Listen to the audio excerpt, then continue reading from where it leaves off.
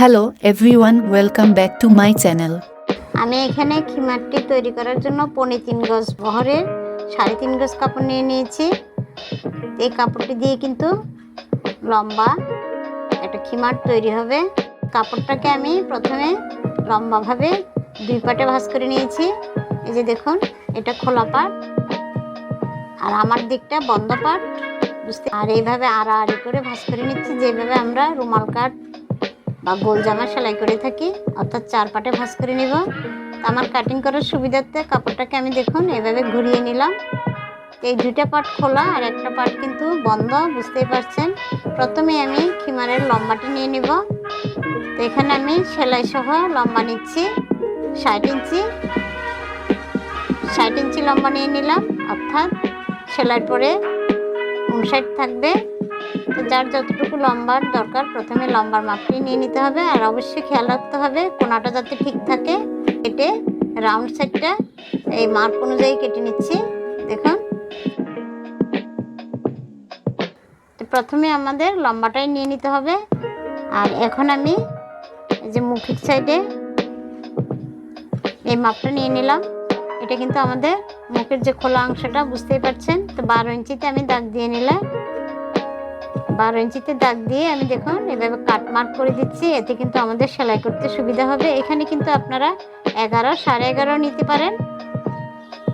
আর এই যে ভাঁজপাট, এই ভাঁজপাটের এই পাশটাতে 30 ইঞ্চিতে একটা দাগ দিলাম, আর একটা 36 ইঞ্চিতে দাগ দিলাম। এটা কিন্তু আমাদের হাতা বসবে এখানে, বুঝতেই পারছেন। এখানে কিন্তু বন্ধ পাটটা অবশ্যই লক্ষ্য করছেন। এইখানে আমি একটা কাট মার্ক দিয়ে দিলাম, এই দাগ বরাবর কেটে নিচ্ছি। এইটাই কিন্তু আমাদের আরম্ভর হাতা লাগানোর। তো একইভাবে আমি এই সাইডটাও কেটে নিলাম, দুইটা পাশ। এই যে দেখুন, এখানে আমাদের হাতাটা ফিটিং হবে। আর উপরের অংশটা তো যেখানে আমরা ক্যাপটা লাগাবো, এখানেও আমি দাগ, এখানে আমি একটা কাট মার্ক দিয়ে দিলাম। এখন আমি ক্যাপটা কেটে নিব। তো ক্যাপটা কেটে নেওয়ার জন্য আমি এইভাবে দুই পাটে কাপড়টাকে ভাঁজ করে নিলাম, আর এখন 4 পাটে ভাঁজ করে নিচ্ছি। দেখুন, আমার এই পাশটা কিন্তু বন্ধ পাট, উপরের পাশটাও বন্ধ, বুঝতেই পারছেন। নিচের সাইডটা খোলা। তো আমি ক্যাপটার লম্বাটা নিচ্ছি 6 ইঞ্চি, আর চওড়াটা নেব 3.5 ইঞ্চি। এই যে দেখুন, 3.5 ইঞ্চি আর 6 ইঞ্চি আমি নিয়ে এইভাবে একটা রাউন্ড দাগ দিয়ে দেব। রাউন্ড করে আমি এটা শেপ দিয়ে ক্যাপটা কেটে নেব। এটাই কিন্তু আমাদের দুই পাটে ক্যাপটা হয়ে যাবে। ক্যাপে তো জোড়া হবে না, বুঝতেই পারছেন। এই যে এটাই কিন্তু আমাদের ক্যাপ কাটিং কমপ্লিট। তো এখন আমি হাতাটা কেটে নিব। হাতার লম্বাটা দেখিয়ে দিচ্ছি, দেখতেই পাচ্ছেন 11 ইঞ্চি লম্বা রাখবো। এবার আমরা নিকাব কেটে নেব। নিকাবের জন্য চওড়া নেব 20 ইঞ্চি এবং লম্বা নেব 20 ইঞ্চি। এবার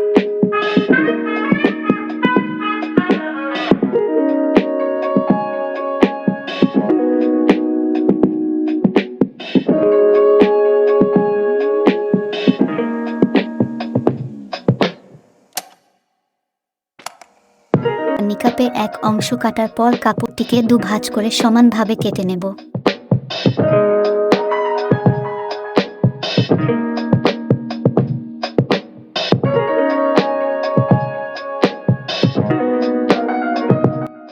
এবার নিকাবের নিচের অংশ রাউন্ড শেপ করে দাগ দিয়ে নেব। এবার দাগ বরাবর কেটে নিচ্ছি।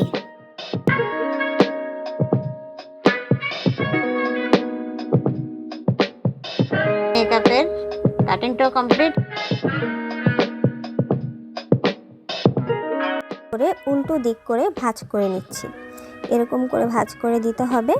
দেওয়ার পর ভালো করে ভাঁজ করে নেওয়ার পর এখন আমি এখানে যে মার্কটা করেছিলাম, মাথার যে মাপটা 11 ইঞ্চি, 11.5 ইঞ্চি, এরকম যার যেমন লাগে, তার নিচের অংশটা হচ্ছে সেলাই করে দিতে হবে। বাকি অংশের যেখান থেকে বাকি অংশটা সেলাই করে নিতে হবে।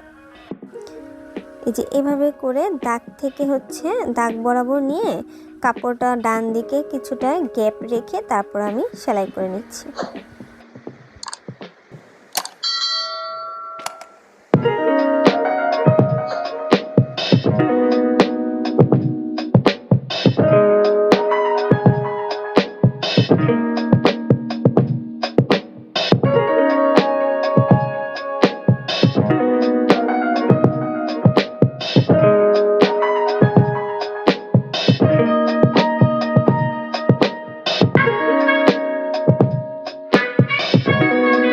আর মিডলটা কিন্তু ঠিক রাখতে হবে। মিডলে কিভাবে বসবে আমি একটু এই যে বুঝিয়ে দেওয়ার জন্য আমি দেখিয়ে দিচ্ছি। দেখুন, এই কাটের সাথে যে ক্যাপের মিডলটা রেখে এভাবে একটা সাইড প্রথমে আমি সেলাই করে নিব। এতে কিন্তু আমার ক্যাপটা জয়েনিংটা সুন্দর আসবে। না হয় এক সাইড থেকে যদি আমরা এটা সেলাই করতে যাই তাহলে ক্যাপটা একটা পাশ বেড়ে যাওয়ার একটা চান্স থেকে যায়। এই জন্য মিডল থেকে সেলাই করে একটা পাশ প্রথমে সেলাই করে নিলাম। এখন আবার ঘুরিয়ে এই পাশটাও সেলাই করে নিচ্ছি।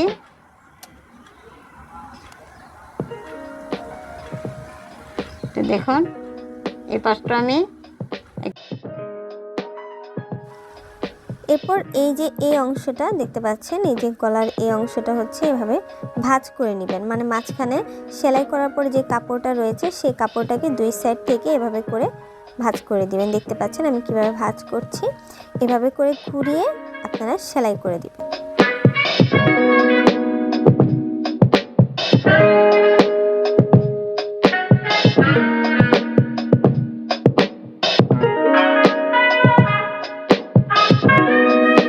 এই যে আমি একটু কাছ থেকে দেখাচ্ছি সেলাইটা কিভাবে করেছি, দেখতে পাচ্ছেন ঠিক এরকম হবে সেলাইটা।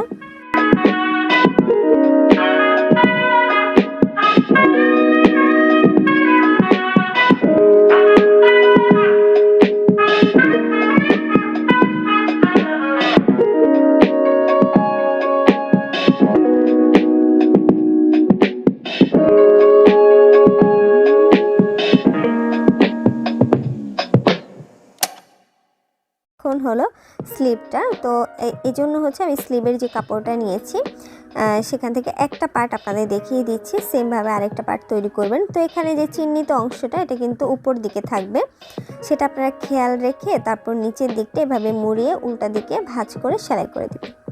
এরপর আমি এখন হলো এভাবে করে উল্টো দিক করে তারপর আমি এখন এখানে এক সাইড থেকে সেলাই করে দিচ্ছি হাতাটাকে।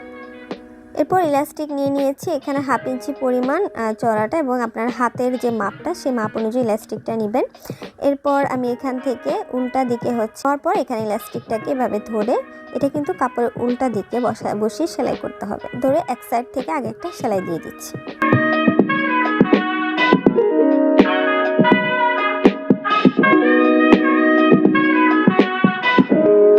এরপরে আবার ইলাস্টিকের আরেক সাইডও সেলাই দিয়ে দিচ্ছি।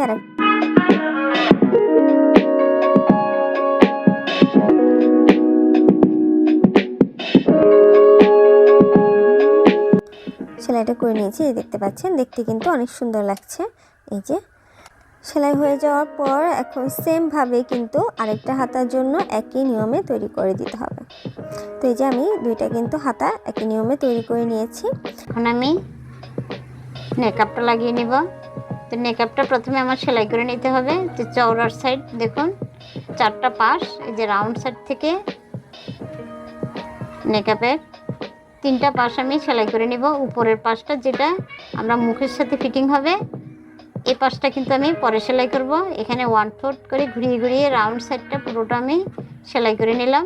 আর এই যে উপরের সাইডটা এখানে আমি 1 ইঞ্চি করে ভাঁজ দিয়ে এটা সেলাই করে নিচ্ছি। এটা কিন্তু উপরে ফিতা হবে, এই জন্য একটু চওড়া করে সেলাই করলাম। দেখুন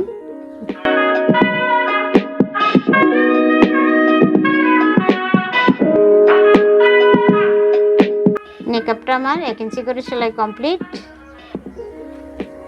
এখন আমি ফিতা লাগিয়ে নিব। তো ফিতাটা লাগানোর জন্য আমি কাপড়টাকে দেখুন মেলে নিলাম আর 3টা ভাঁজ করে নিলাম। এই যে এখানে কিন্তু 2 ভাঁজে ভাঁজ করলে হবে না, এইভাবে 3টা ভাঁজ দিয়ে নিব। ফিতাটা কিন্তু 2 সাইডে হবে, বুঝতেই পারছেন। মিডলটা খোলা থাকবে মুখের সাথে বেঁধে, যেহেতু এটা ব্যবহার করতে হয়। তো দেখুন এখানে 3টা পার্ট আমি ভাঁজ করে নিলাম। ভাঁজ করে আমি 2 সাইডে 2টা দাগ দিয়ে নিব। এখানেই কিন্তু আমাদের ফিতাটা জয়েন হবে। এখানেই কিন্তু আমি ফিতাটা এভাবে জয়েন করে নিব।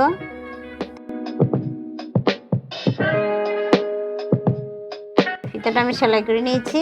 আর এইভাবে দেখুন অবশ্যই এখানে ডাবল সেলাই দিতে হবে, কেননা এটা ফিতা যেহেতু। একইভাবে অপোজিট সাইডেও আমি ফিতাটা এই যে সেলাই করে নিচ্ছি। দুইটা ফিতাই আমি এভাবে ডাবল সেলাই দিয়ে লাগিয়ে নিলাম। আর এই যে দেখুন খিমারটা আমি এভাবে রেখে দেখুন আমি কিভাবে নেকআপটা লাগিয়ে নেব, এটাই মেজারমেন্টটা দেখিয়ে দিচ্ছি। এই যে ক্যাপের নিচ থেকে এভাবে কোনাকুনি করে দুইটা পাশ যাতে একই সমানভাবে হয়, এটাই মেজারমেন্টের জন্য আমি এভাবে খিমারটাকে বিছিয়ে মেজারমেন্ট করে নিচ্ছি। আর এখন আমি নেকআপটা নিয়ে নিলাম। অবশ্যই ফিতার সাইডটা তো উপরে থাকতে হবে, বুঝতেই পারছেন, আর রাউন্ড সাইডটা নিচে হবে। এভাবে রেখে আমি পিন আপ করে নিব, তাহলে আমার সেলাই করতে সুবিধা হবে, মেজারমেন্টটা ঠিক থাকবে। তো দেখুন আমি কিভাবে দাগ দিয়ে নিয়েছি আর এভাবে পিন আপ করে নিচ্ছি।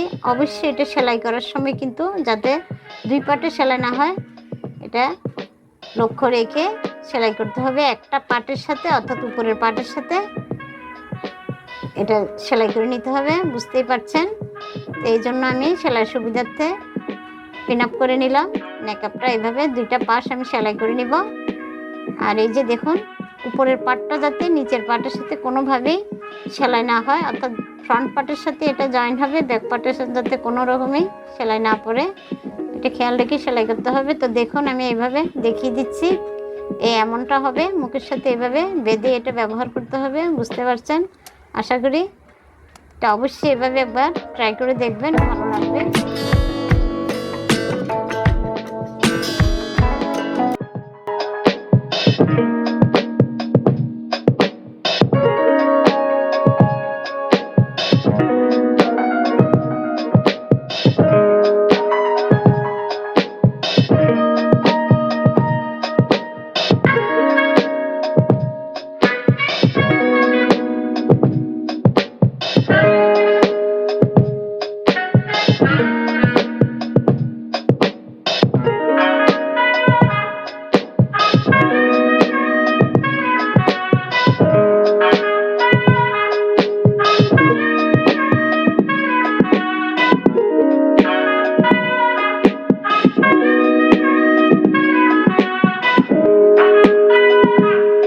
তারপর এখন কাপড়টাকে এভাবে করে ভাঁজ করে নিচ্ছি। ঠিক আগের নিয়মে প্রথমে যেভাবে ভাঁজ করা ছিল সেভাবে করে আমি ভাঁজ করে নিচ্ছি। নিচেই রাখতে হবে, যেটা হাতাটা জয়েন করে নিব, অবশ্যই এটা খেয়াল রাখবেন। দিচ্ছি এই যে আমরা 30 থেকে 36 ইঞ্চি সাইডটা কাটিং করে নিয়েছিলাম, এটাই কিন্তু আমাদের আর্মহোল। তো এখানে ঘুরিয়ে আমি হাতাটা জয়েন করে নিব, অবশ্যই এটা খেয়াল রাখবেন। হাতাটা এভাবে ভিতরের সাইডে ঢুকিয়ে নিচের সাইডটা কিন্তু নিচেই রাখতে হবে, যেটা আমাদের হাতের নিচের সাইড, এটা অবশ্যই খেয়াল রেখে এভাবে হাতার সেলাইয়ের অংশটা একটু মুড়িয়ে দিয়ে যেভাবে আমরা সাধারণ হাতা লাগিয়ে থাকি একইভাবে হাতাটা আমি জয়েন করে নিচ্ছি।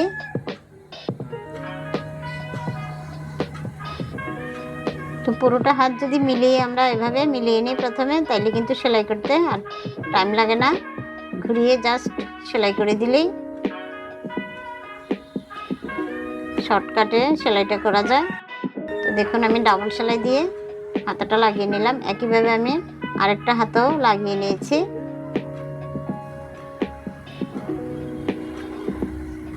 আমি একটু হাতে দিয়ে দেখিয়ে দিচ্ছি, দেখুন হাতাটা এরকম হবে।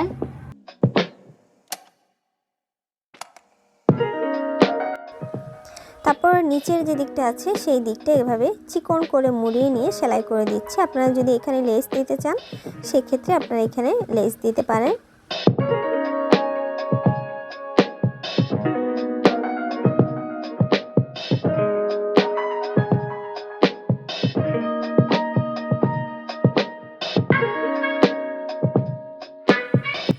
তো দেখুন তৈরি হয়ে গেল আমাদের খিমার। তো আশা করি এই ভিডিওটি দেখার পর আপনাদের খিমার তৈরি করতে ইনশাল্লাহ আর কোনো সমস্যা হবে না। আপনারা ঘরে বসে নিজেদের জন্য খিমার তৈরি করতে পারবেন। ভিডিওটি কেমন লাগলো নিচে কমেন্ট করে জানাতে ভুলবেন না, আর অবশ্যই বন্ধুদের সঙ্গে ভিডিওটি বেশি বেশি শেয়ার করবেন।